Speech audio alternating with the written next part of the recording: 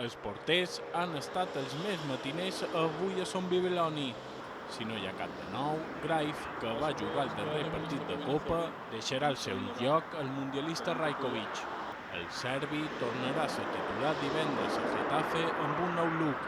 S'ha afaitat la barba. A la banqueta del Coliseum Alfonso Pérez veurem si és Leo Roman. A l'Ibicenc avui li ha tocat ajudar amb el material. Feia 10 minuts que els porters s'entrenaven, quan ha sortit Javier Aguirre. El mexicà revisa amb el seu segon, Toni Amor, que tot estigui en ordre.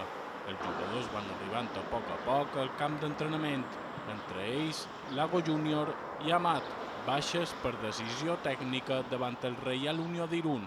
Amb tothom sobre la gespa, xerrada breu d'Aguirre i a per feina. D'aquí a 3 dies torna la Lliga. Galarreta i Valiant es perdran el partit davant el Getafe per sanció.